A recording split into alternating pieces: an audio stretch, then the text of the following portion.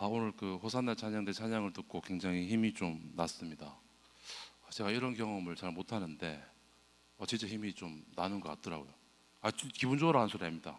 제가 그렇게 느껴서. 그 청년부에서 설교를 할 때 이제 청년들이 진짜 별로 안 됩니다. 한 열 몇 명 앉아 있습니다. 뭐 두세 명이 앉아 있잖아요. 그러면 설교를 하는데 한 3분의 1은 자요. 걔네들은 그냥 잡니다. 눈 감고 그냥.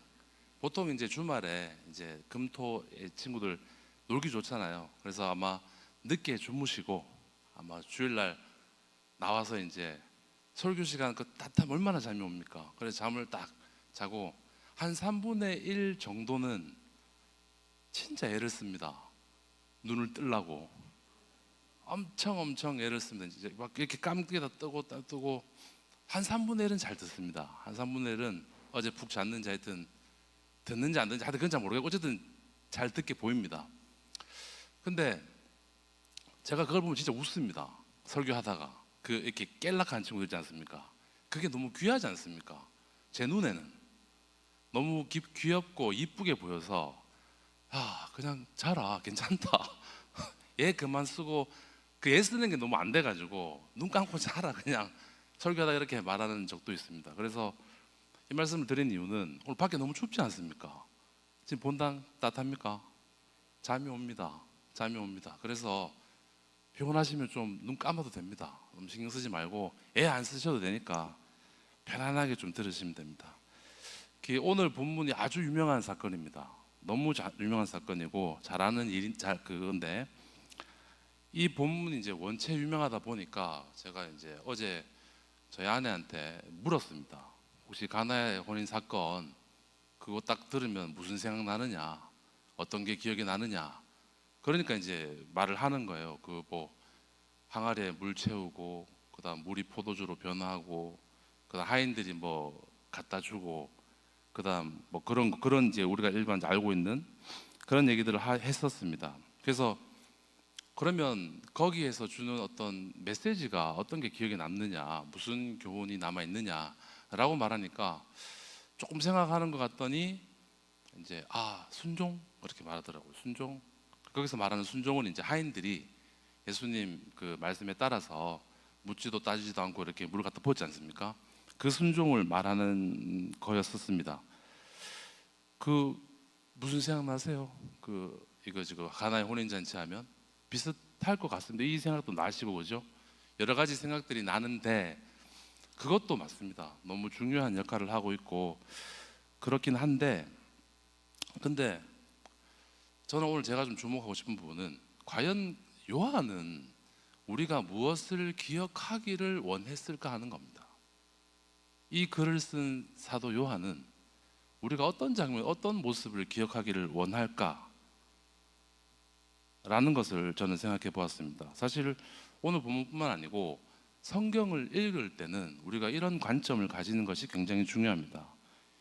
그러니까 내가 성경으로부터 성경을 읽었을 때 뭔가를 느낄 수 있는데 그 느낌보다 중요한 것은 성경이 알리고자 하는 바를 우리가 먼저 이해하는 게 훨씬 더 중요합니다. 그리고 나서 그 토대 위에서 우리가 묵상을 통해서 무언가를 느낀다면 그건 더할 나위 없이 좋은 것이라고 할 수 있습니다. 만약에 성경의 맥락하고 아무 상관없이 나의 주관적인 해석 아니면 나의 느낌만으로 성경을 보면 그건 내 생각이지 하나님 생각이라고 말할 수가 없습니다. 어쨌든 이런 관점을 가지고 오늘 본문을 한번 보도록 하겠습니다. 갈릴리 가나에 이제 혼인 잔치가 있었습니다. 갈릴리라는 땅 자체가 이스라엘 이렇게 길쭉하게 보면은 되게 위에 있습니다. 되게 북쪽에 있는데 예수님이 태어나신 후에 나사렛이라는 곳 있지 않습니까? 그 나사렛보다 조금 위쪽에 있는 아주 작은 마을이었습니다. 그게 가나였는데 그 작은 마을에 혼인 잔치가 있었고 그 혼인 잔치를 통해서 예수님의 첫 번째 표적을 나타내고 있습니다. 우리가 요한복음 볼 때 잘 이해할 필요가 있는 게 단어들을 볼 때 좀 잘 이해를 해야 됩니다. 그러니까 단어의 의미가 이중적으로 쓰인다는 겁니다. 문자적으로는 그 단어가 드러낸 뜻이 있고 그 이면에 또 다른 뜻이 이제 숨어 있는데, 갈릴리 가나에서 혼인 잔치가 있었습니다라고 말했을 때 요 문장만 보면은 가나에서 누가 결혼하는가 보다라고 생각할 수 있지 않습니까? 그런데 이 잔치라는 단어가 가진 의미가 또 다른 게 있는 거예요. 그게 뭐냐 하면은 이 요한뿐만 아니고 구약에서도 성경 전체에서 이 잔치라는 표현은 굉장히 즐겨 사용되고 있습니다.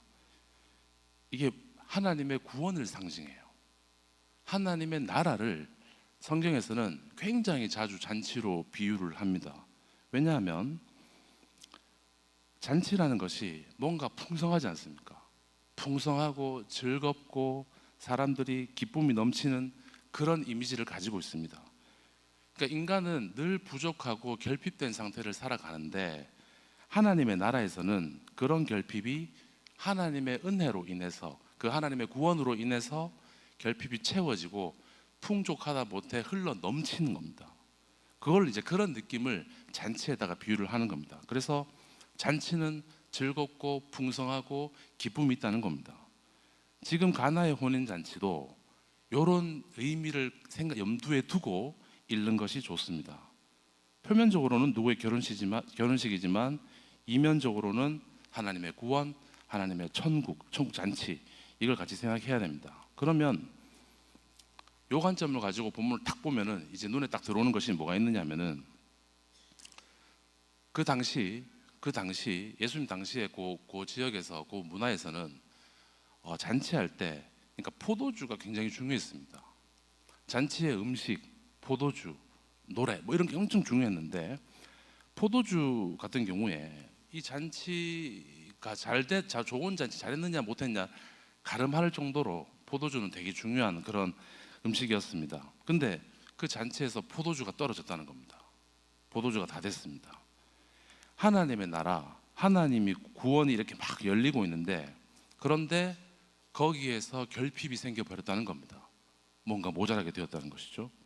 그런데 그 포도주를 예수님이 전보다 훨씬 더 맛있게, 훨씬 더 풍성하게 만들어 버렸다는 것을, 채웠다는 것을 본문에서 이야기하고 있다라는 겁니다. 이렇게 딱 이해하니까 뭔가 느낌이 딱 오죠.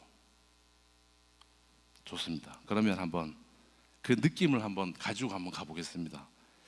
혼인잔치에 예수님과 제자들이 초대를 받았습니다.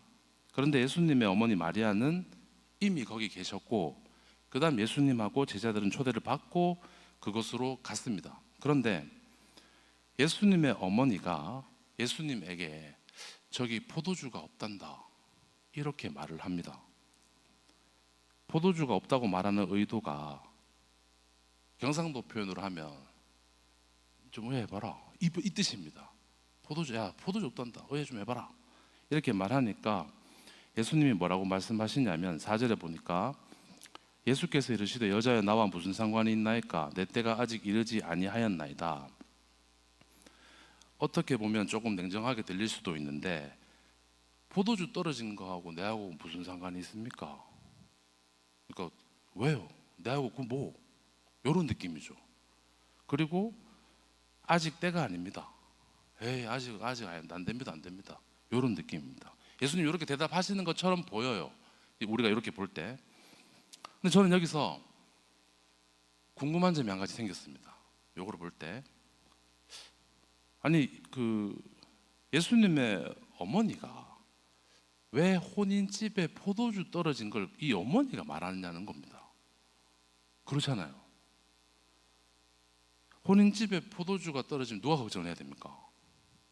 주인이 걱정해요. 혼주가 그거를 걱정하고 빨리 해야 되는데, 근데 왜 예수님의 어머니가 이 포도주 떨어진 거를 예수님한테 얘기하느냐는 겁니다.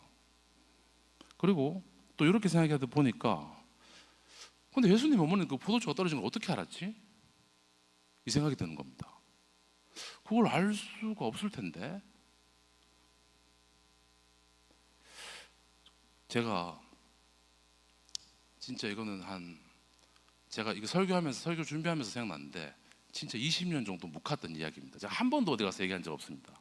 오늘 제가 최초로 공개하겠습니다.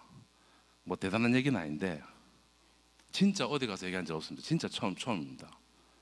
예전에 제가 어떤 결혼식에 참석한 적이 있었습니다. 결혼식에 부산에서 결혼식이 있었습니다. 대구에 저는 대구에 있는 교회인데 신부가 대구 우리 교회 사람이었고 신랑이 부산 사람이었습니다. 근데 이제 신랑 교회에서 결혼을 한다고 해서 대구에서 차 맞춰가지고 이제 부산으로 갔었습니다. 그렇게 갔는데 결혼식이 교회에서 있다 보니까 그 교회 식당에서 이제 점심을 대접하는 겁니다. 근데 저희는 이제 또 대구에서 왔다고 해서 이분들이 이제 배려를 해주셨어요. 빨리 가셔야 되니까 그 식당이 크지 않아 가지고 먼저 식사하셔라. 먼저 식사하시면 이제 이제 부산에 계신 분들이 식사하겠다고 해서 신부 측 이제 우리 하객들이 먼저 가서 식사를 했었습니다. 그런데 식당에 가서 자리에 앉았는데 정말 그 반찬 있지 않습니까? 이게 우리 동네 백반집보다 뭐한 겁니다. 지금 말로 하면 정말 한 세 가지 정도의 국도 막 그 멀건 시래기 같은 거 있지 않습니까? 그 제가 그때 나이가 한 대학생 26, 27쯤 됐는데 결혼식 가는데 이런 경우는 좀 약간 처음 보는 느낌이었습니다. 근데 결정적으로 고기가 없었어요. 아니 어떻게 결혼식에 고기가 없을 수 있습니까? 난 그게 좀 너무 좀 이해가 안 됐습니다. 그런데 어쨌든 뭐 그렇게 하는가 보다라고 생각하고 그냥 그 속으로 그렇게 생각하고 자리에서 일어서서 가고 이제 점점 이제 우리는 빠지고 거기 부산에 계신 분들이 식사하러 들어오셨거든요. 근데 제가 못 볼 것을 보고 말았어요.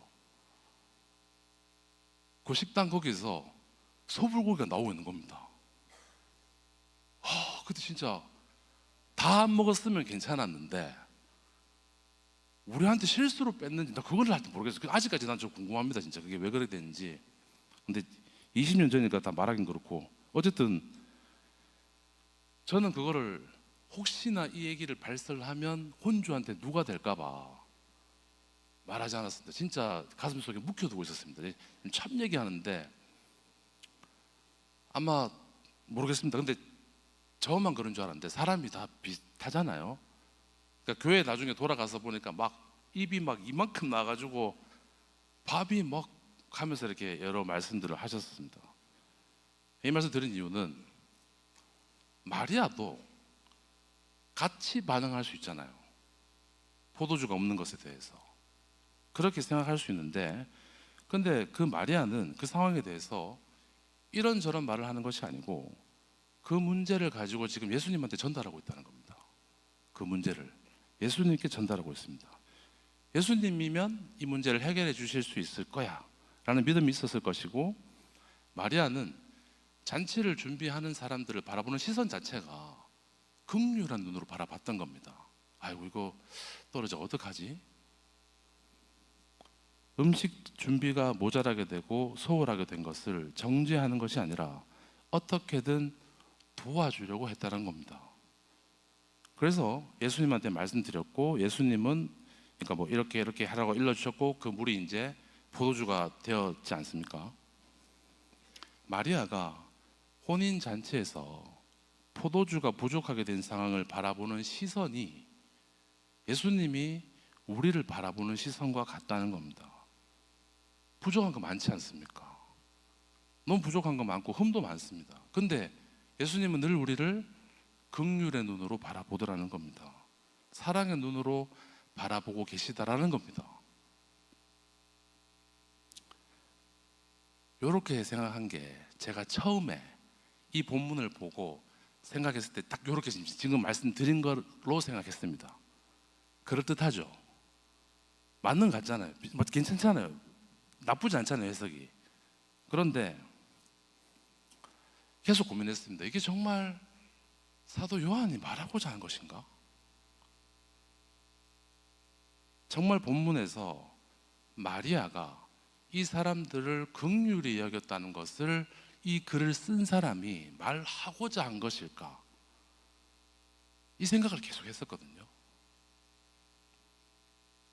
저는 나름대로 묵상을 하고 했는데 이 글을 기록한 요한의 관점에서는 어땠을까? 그런데 제가 가만히 생각해 보니까 마리아가 그 사람들을 긍휼히 여긴다는 것의 근거가 좀 부족한 거예요.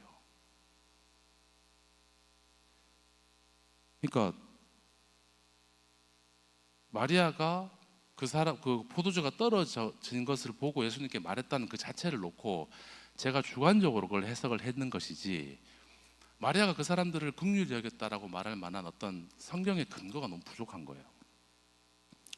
이거는 그러니까 다시 말하면 저의 주관적 해석에 들어간 겁니다. 주관적 해석이. 그래서 제가 방금 말씀드린 내용은 좋은 해석이 아닙니다. 좋은 해석이 아닙니다. 본문을 볼 때, 그러니까 문맥을 살피지 않으면 저처럼 해석할 가능성이 많아요. 근데 본문을 가만히 들여다 보니까 마리아가 포도주가 떨어졌다는 것을 알고 그 포도주가 떨어진 것을 예수님께 말한 이유에 대한 단서들이 있더라고요. 자세히 가만히 보니까. 그러니까 저는 단서를 생각하지 않고 본문이 제시하는 문맥을 간과해서 해석을 해버렸습니다. 이 성급한 묵상이죠. 근데 물론 하나님이 그런 거 가지고 뭐라 하시진 않습니다. 그렇진 않은데, 이왕이면 그러니까 하나님께서 뭘 말씀하시고자 하는가를 들으려고 하는 것이 내가 감동을 느끼는 것보다 중요하다는 겁니다. 지금 그 말씀을 드리고 싶은 겁니다. 다시 한번 보면은 이제 본문을 1절에 보면은 마리아가 이미 그 혼인 잔치집에 있었다고 했습니다. 그러니까 예수님하고 제자들이 도착하기 전에 이미 마리아는 거기에 있었습니다. 다른 사람보다 먼저 왔죠.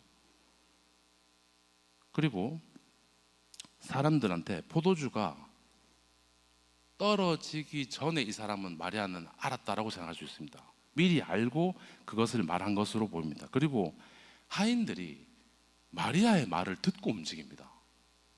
하인들이 그 집 하인인데, 혼주집 하인인데 마리아의 말을 듣고 움직입니다. 이 사실을 딱 놓고 보면은 마리아가 일반 하객 같지는 않습니다. 그냥 하객이면 이럴 수가 없잖아요. 그래서 일반 하객 같지는 않아요. 여기서 우리가 당시에 문화를 좀 이제 혼인 문화, 혼인 잔치 문화를 좀 살펴볼 필요가 있는데, 당시의 결혼식은 신랑 집에서 치러져요. 근데 어떻게 치러지냐면은 먼저 신랑하고 친구들이 신부 집으로 갑니다. 그리고 신부 집에 가서 신부를 데리고 다시 신랑 집으로 오는 거예요. 우리 열처녀 비유에서 보면 신부가 신랑을 기다린다 하잖아요. 그게 그런 문화 때문에 그렇습니다.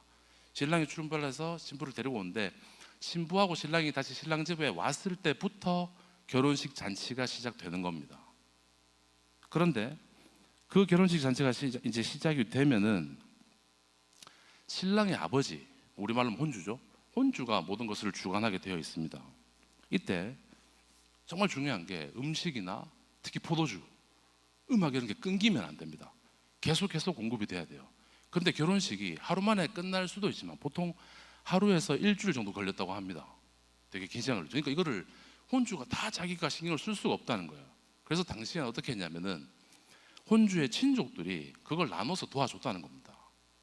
이 사람은 요걸 맡아주고 저 사람은 저걸 맡아주고, 신부의 가족들도 조금 도와주기도 했었습니다. 그래서 그런 배경을 같이 섞어서 봤을 때 마리아는 신랑 집의 그 혼주의 친족 중에 한 사람이 아니었나라고 생각해 볼 수 있어요. 이게 더 확실한 것 같아요. 그리고 마리아가 그 혼주의 친족이었기 때문에, 그러니까 예수님이 초대가 되는 겁니다. 예수님이 초대받았다고 했잖아요. 근데 가만히 초대할 이유가 없지. 신부 쪽에서 마리아가 그 혼주의 친족이기 때문에 그렇게 되었다. 그리고 마리아는 이제 포도주 담당이니까 그 포도주에 신경을 쓰고 있었을 거고, 포도주가 다 되니까 마리아는 이제 얘기하는 겁니다. 자기 책임이니까 포도주를 채우려고 했다. 요렇게 보는 게 지금 문맥상 더 타당한 것 같아요. 제가 볼 때 이 얘기 더 맞는 것 같습니다. 그러니까 요한은 마리아가 긍휼히 여겼다 이 말하고 싶은 건 아니라는 겁니다. 지금 제 생각에 본문은 딴 얘기하고 있습니다.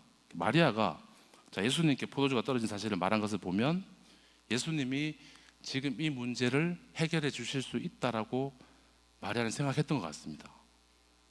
자신의 아들이기도 하지만 마리아는 예수님에게 그런 능력이 있다라고 믿었던 것으로 보입니다. 그래서 처음에 예수님한테 저들에게 포도주 없다 이렇게 이야기를 했던 거죠. 근데 예수님이 이제 대답하는 걸 좀 보겠습니다. 4절에 보니까 예수께서 이르시되 여자여 나와 무슨 상관이 있나이까 내 때가 아직 이르지 아니하였나이다 라고 합니다. 저는 이거 볼 때마다 정말 거슬렸던 게 여자여 하는 게 거슬렸습니다. 이 표현 자체가 왜 여자여 그러지?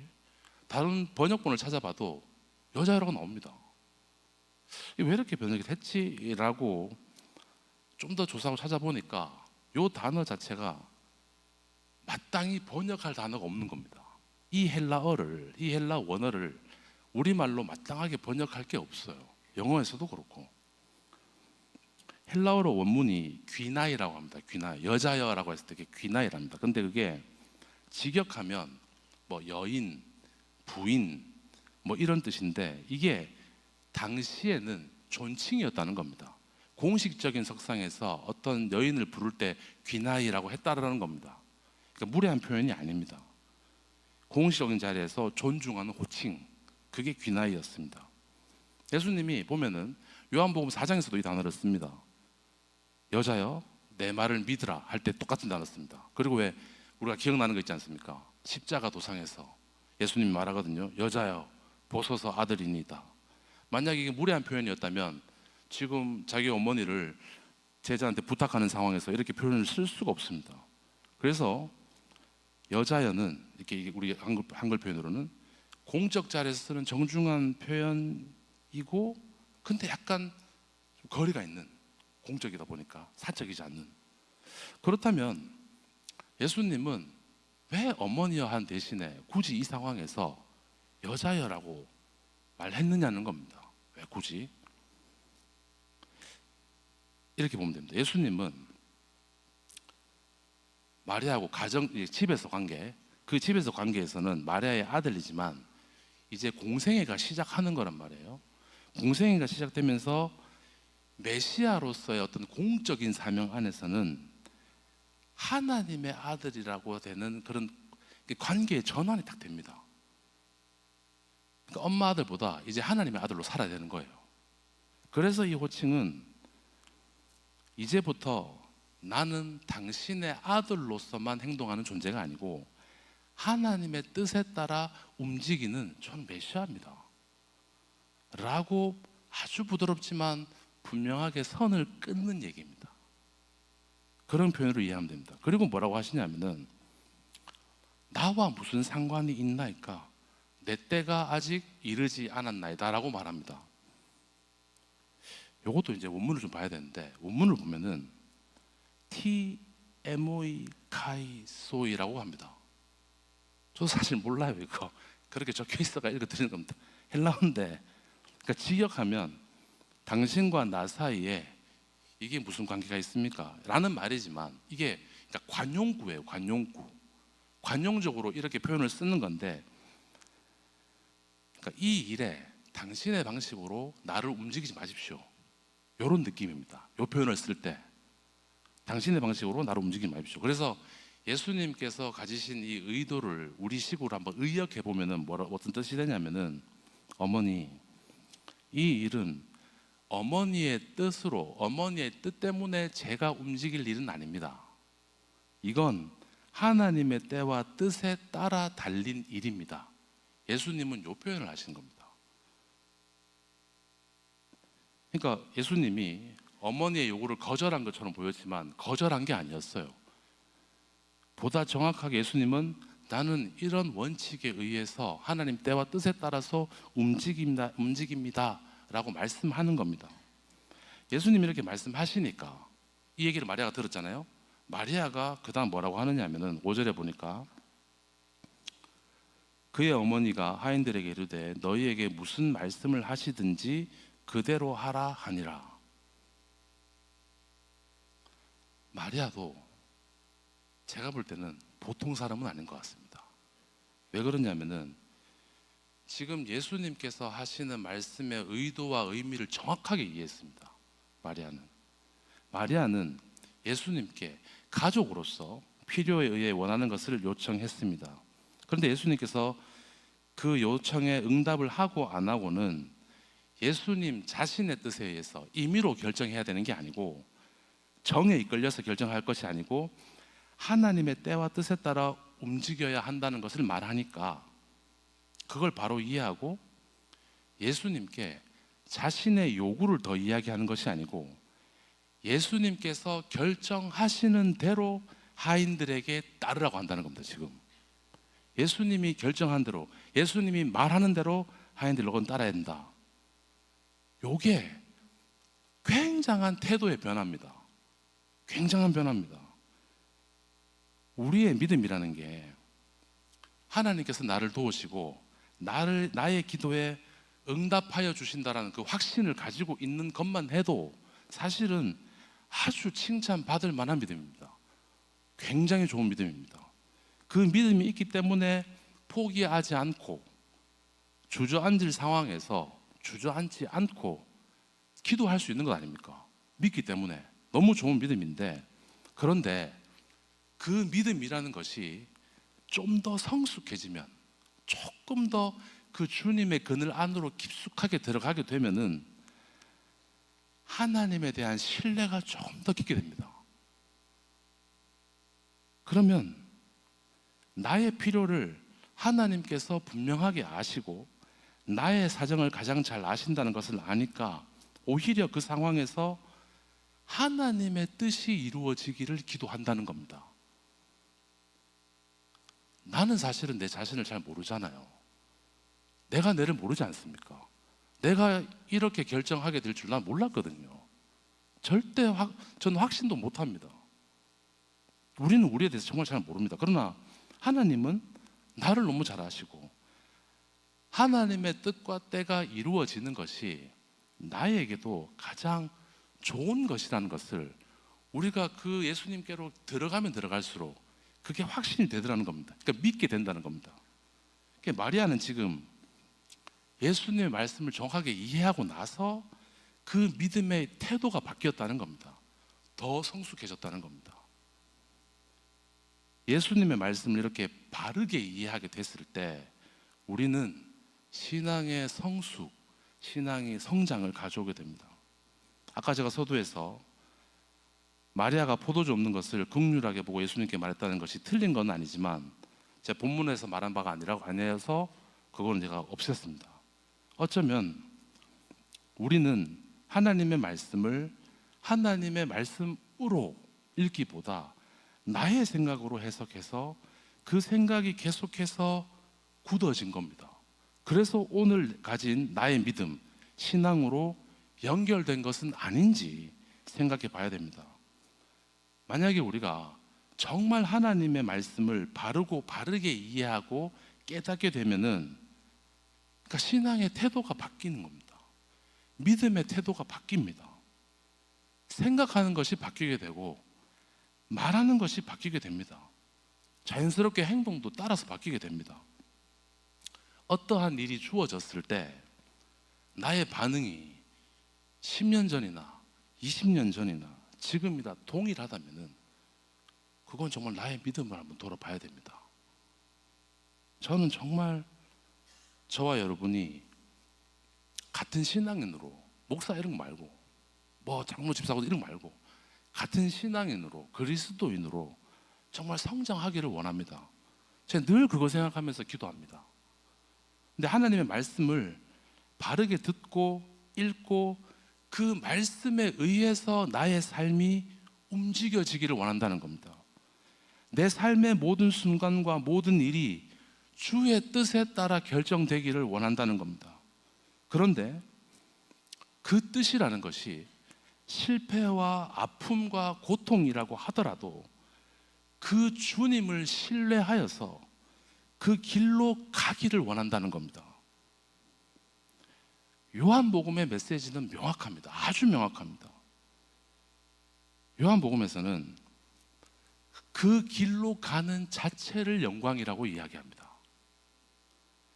그 길의 결과를 묻는 것이 아니고 그 길로 들어서는 것을 영광이라고 말합니다. 그래서 예수님이 나의 때가 오지 않았습니다, 내가 영광을 받아야 할 것이다 라고 말을 했을 때 그 영광이라는 게 뭘 말하냐면은 예수님의 십자가를 얘기합니다. 다른 복음서에서는 십자가를 어떻게 생각하냐면 고난이라고 생각합니다. 고난의 절정이라고 표현합니다. 그리고 그 고난을 통해서 부활의 영광이 온다라고 표현을 합니다.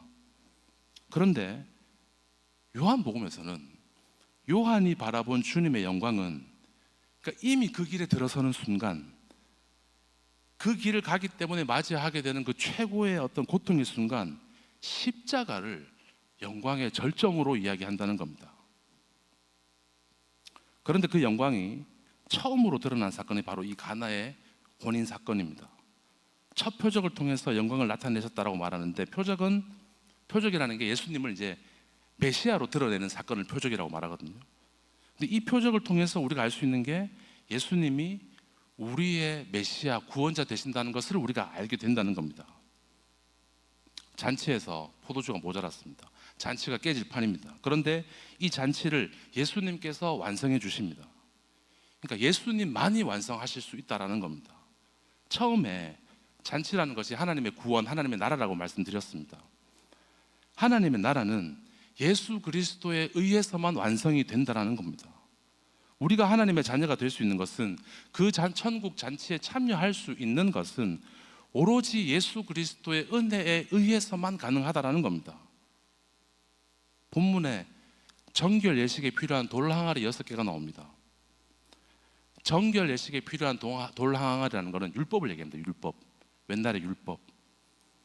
예전에는 그 돌 항아리에 있던 그 물이지 않습니까? 그 물로 자기를 씻어야지 깨끗해진다라고 구약에서는 그렇게 이야기했습니다. 근데 그 물이 이제 포도주가 됐다는 거예요. 포도주로 변했습니다. 율법이 죄를 드러내는 역할을 했지만은, 근데 그 죄를 씻을 수는 사실 없었습니다. 이제 그 정결의 완성은 예수 그리스도의 그 보혈 안에서 이루어진다는 겁니다.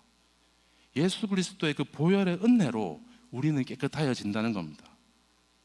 새로운 포도주, 예수님의 은혜가 인간을 새롭게 하고 정결하게 되는 것을 이야기하고 있습니다. 그러니까 정말 우리가 양보할 수 없는 거, 정말 타협할 수 없는 거, 예수입니다. 예수. 그 예수를 우리는 타협할 수가 없어요. 요한은 오늘 본문을 통해서 이 사실을 기억하기를 원했다는 겁니다. 이 사실을. 예수님 그분만이 우리의 구원자가 되시고 우리를 깨끗하게 하실 수 있는 분이다. 오직 예수 그분만이 나의 삶의 주관자이시며 내가 살아야 할 이유가 되시며 내가 살아야 할 방법이 되신다는 것을, 요한 그걸 기억하기를 원한다는 겁니다. 내 삶을 주님께 내어드리고 주님께서 나의 삶을 결정하는 것, 나는 그 주님을 위해 살아가는 것, 그러면 그곳이 바로 하나님의 나라이고 하나님께서 버리시는 구원의 잔치, 집이라는 겁니다. 거기에서 주님의 영광이 드러납니다. 저는 주님의 영광이 저와 여러분의 삶에서 드러나기를 원합니다. 대구 죄의교를 통해 가지고 우리 모두가 그 영광을 볼 수 있게 되기를 소망합니다. 우리 말씀을 생각하면서 우리 같이 한번 기도하겠습니다. 하나님, 하나님의 말씀을 바르게 알 수 있도록 인도하여 주옵소서. 예수님을 내 삶의 가장 귀한 분으로, 내 삶의 주인으로 모시고 살게 하여 주옵소서. 같이 기도하겠습니다. 하나님 아버지, 참으로 감사합니다. 아버지 하나님, 주님만이 나의 삶이시며 주님만이, 아버지 하나님, 오직 예수 그리스도만이 우리를 정결하게 하실 수 있으며, 아버지 하나님, 그 주님의 보혈로 정결하게 되어서 그 주님의 나라를 위해서 주님께서 나를 결정하시고 나는 그 주님을 위해 사는, 아버지, 그런 하나님의 자녀가 되는 삶을 살게 하여 주시옵소서. 하나님, 그렇게 나아갈 수 있기를 원합니다. 아버지 하나님, 그렇게 저의 삶을 인도하여 주시고 주관하여 주시옵소서. 주님을 믿으며 살아갈 수 있도록 좀 도와주옵소서. 하나님, 저희 믿음이 좀 더 성숙하고 성장하기를 원합니다. 주님을 더욱더 신뢰하기를 원합니다. 주님 함께 하여 주시옵소서. 하나님 도와주시기를 원합니다.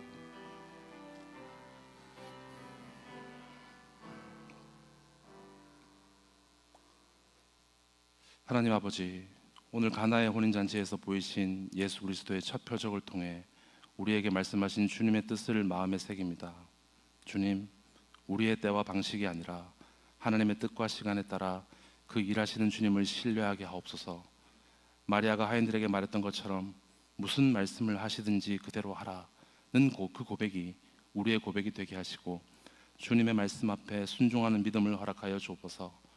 표적에 머무는 믿음이 아니라 표적을 통해 드러난 예수 그리스도의 영광을 바라보게 하시고 그분을 더욱 깊이 믿고 따르게 하옵소서. 우리의 참된 생명 되시는 예수님의 이름으로 기도합니다. 아멘.